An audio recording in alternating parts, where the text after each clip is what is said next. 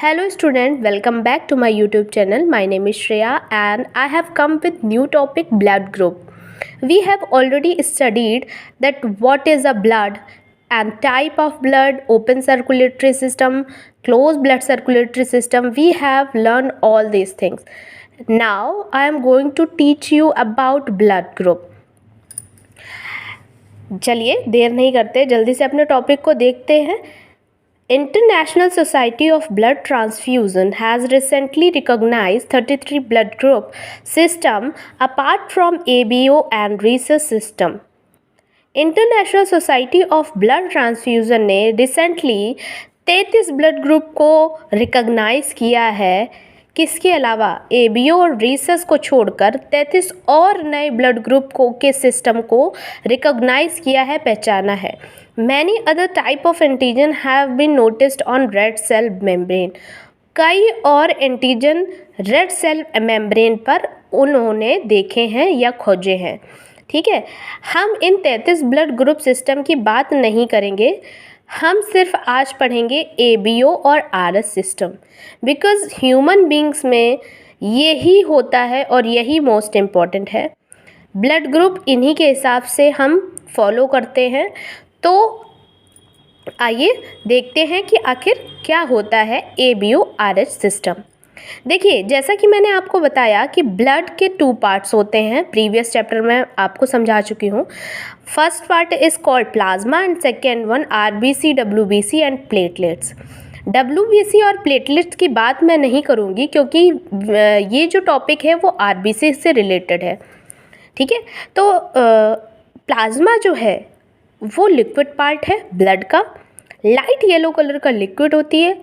इसकी क्वांटिटी 55% होती है हमारे ब्लड में. और इसी प्लाज्मा के अंदर एंटीबॉडीज़ पाई जाती है. A type and B type antibodies is available in the plasma. Structure antibodies का कुछ इस तरह से होता है.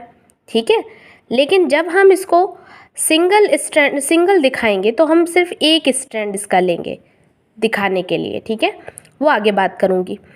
अब सेकेंड पार्ट है आरबीसी. आरबीसी होती है रेड ब्लड सेल.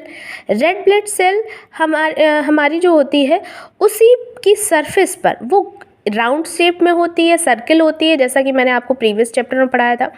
तो वो जो आरबीसी होती है वो सर्किल होती है, सर्किल शेप की होती है और उसी की सरफेस पर एंटीजन पाए जाते हैं.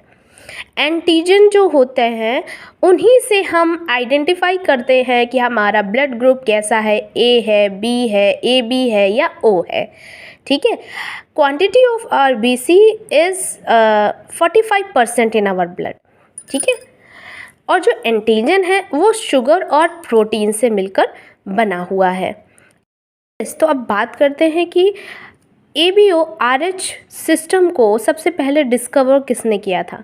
तो कार्ल लैंड स्टीनर नाम के एक बायोलॉजिस्ट थे जिन्होंने first time ABO RH group को डिस्कवर किया था. उन्होंने बताया था कि आरबीसी सेल्स पर कि उसकी ऊपर की सरफेस पर जो एंटीजन प्रेजेंट रहते हैं उन्हीं की हेल्प से हम आइडेंटिफाई कर पाते हैं कि ब्लड ग्रुप ए है, ए बी है, बी है या ओ है.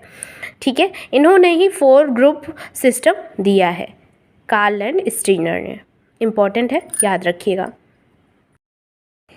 यस, तो अब बात करते हैं कि हम कैसे पहचानेंगे कि किसी भी पर्सन का ब्लड ग्रुप ए है, बी है, ए बी है या ओ है.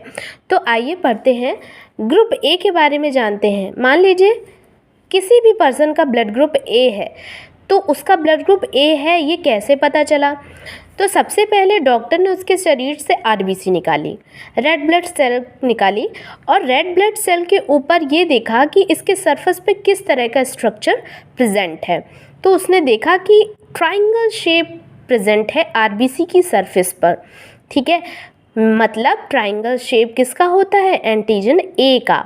एंटीजन ए प्रेजेंट है आरबीसी की सरफेस पर. इसका मतलब ये है कि इसका ग्रुप कैसा है, ए है.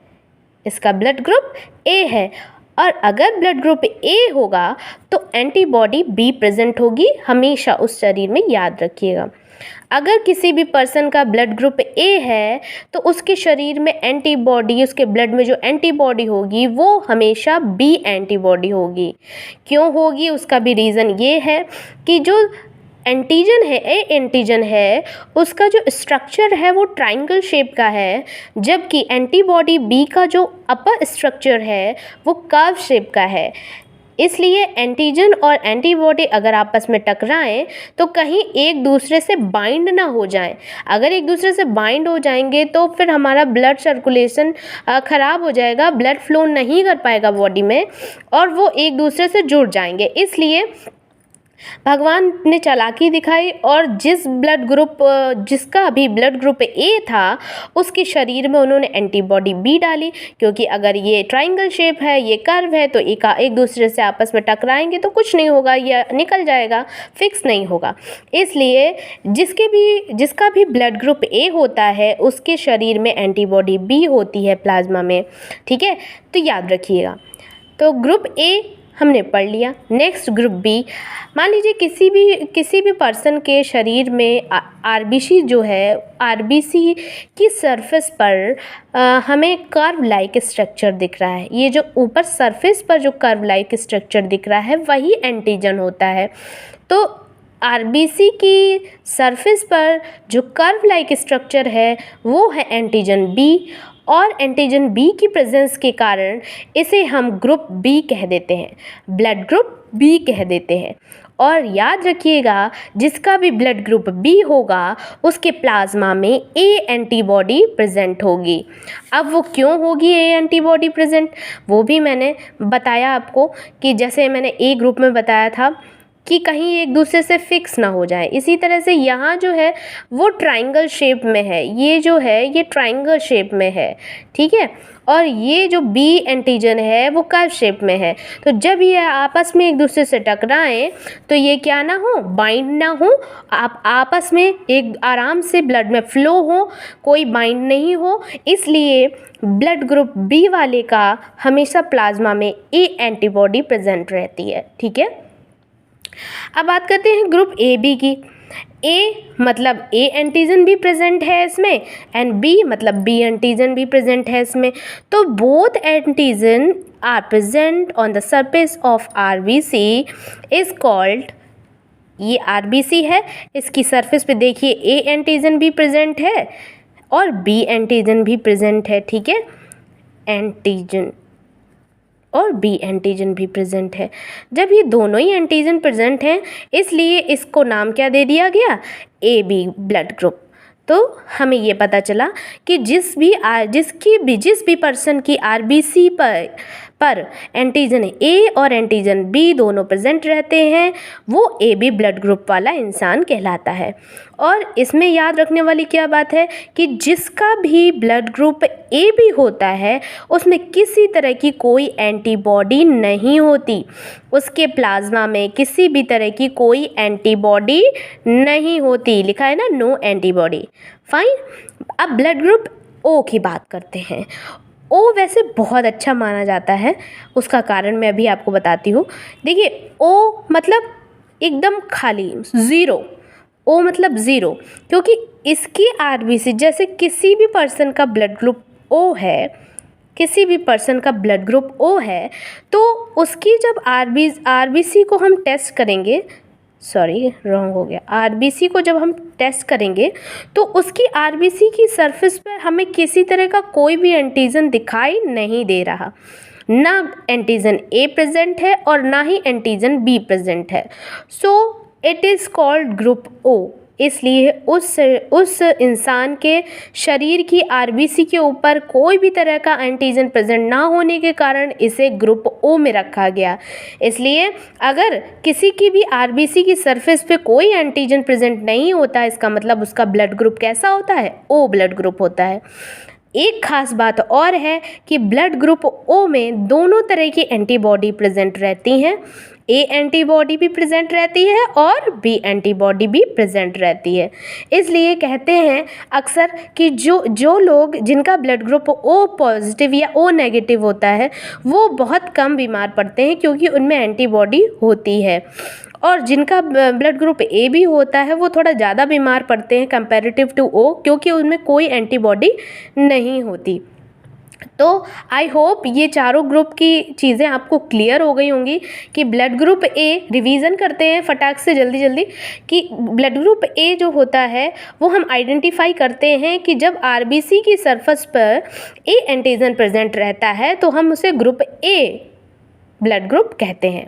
और ब्लड ग्रुप ए जिसका होता है उसके शरीर में एंटीबॉडी बी होती है। एंड ग्रुप बी वाले जो पर्सन होते हैं उनकी आरबीसी को अगर टेस्ट किया जाता है तो उनकी आरबीसी की सरफेस पे हमें इस तरह का structure, curve like structure present रहता है जिसे एंटीजन बी कहते हैं, और इस ग्रुप के पर्सन में एंटीबॉडी ए प्रेजेंट रहती है। ग्रुप ए बी में हम दोनों तरह के एंटीजन को पाते हैं, antigen A and antigen B, इसीलिए इसे हम ए बी ग्रुप कहते हैं। इसमें किसी भी तरह की कोई एंटीबॉडी प्रेजेंट नहीं रहती। ग्रुप ओ की बात करें तो ओ ग्रुप वाले पर्सन के आरबीसी की सरफेस पे किसी भी तरह का एंटीजन हमें देखने को नहीं मिलता, ना ही एक ए एंटीजन मिलता है देखने को, ना ही बी एंटीजन मिलता है। इसलिए इसकी सरफेस एकदम क्लीन होती है, लेकिन इसमें दोनों तरह की एंटीबॉडी प्रेजेंट होती है। ओ ब्लड ग्रुप वाले लोग ज़्यादा ताकतवर माने जाते हैं क्योंकि ये कम बीमार पड़ते हैं due to present of both type of antibody. But A B जो ब्लड ग्रुप वाले लोग हैं वो थोड़े कम ताकतवर माने जाते हैं कंपेरेटिव टू ओ, क्योंकि इसमें किसी भी तरह की कोई एंटीबॉडी प्रेजेंट नहीं होती। होप आपको ये चीज़ें समझ में आ गई होंगी। अब आगे बढ़ते हैं। देखिए, अब आप में से कई लोग ये सोच रहे होंगे कि ए बी और ओ ये ग्रुप तो पता चल गए, पर हम ये कैसे आइडेंटिफाई करें कि हमारा ब्लड ग्रुप पॉजिटिव है कि नेगेटिव है। ए पॉजिटिव बी पॉजिटिव होता है ना, ए नेगेटिव है बी नेगेटिव है, तो ये कैसे आइडेंटिफाई करें। तो यस, अब मैं उसी टॉपिक को आपको क्लियर करती हूँ। बात आती है रीसस फैक्टर की। रीसस फैक्टर मतलब आरएच फैक्टर, ये भी हमारे ब्लड ग्रुप की आरबीसी सेल्स में प्रेजेंट होता है। जहाँ पर ये प्रेजेंट होता है उसे पॉजिटिव कह देते हैं, जहाँ पर आरएच फैक्टर प्रेजेंट नहीं होता उसे नेगेटिव कह देते हैं। मान लीजिए जैसे ये आरबीसी है, हमारी आरबीसी है, उसकी सरफेस पे ये इस तरह के स्क्वायर लाइक स्ट्रक्चर जो होता है, अगर वो प्रेजेंट है तो ये पॉजिटिव में आ जाता है, अगर ये प्रेजेंट नहीं है तो वो नेगेटिव में आ जाता है।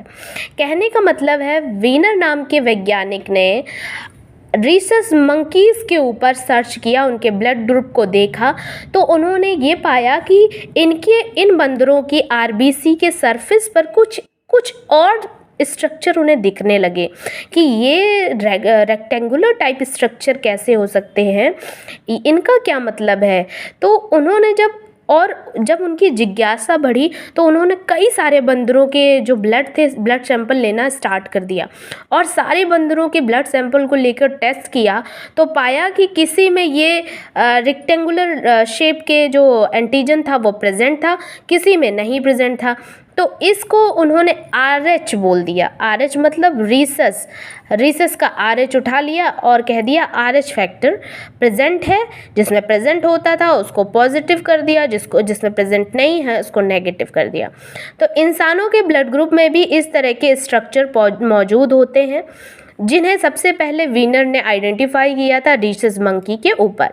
देखिए, बायोलॉजी में एक टर्म होता है कि अगर जो चीज़ है तो उसे पॉजिटिव कहते हैं और जो चीज़ नहीं है उसे नेगेटिव कहते हैं। तो पॉजिटिव तब होता है जब हमारी ब्लड सेल्स की सरफेस पर ये rectangular like RH factor present हो तो वो पॉजिटिव में आता है, और अगर अब एब्सेंट हो ये स्ट्रक्चर्स हमारे तो वो नेगेटिव में आता है।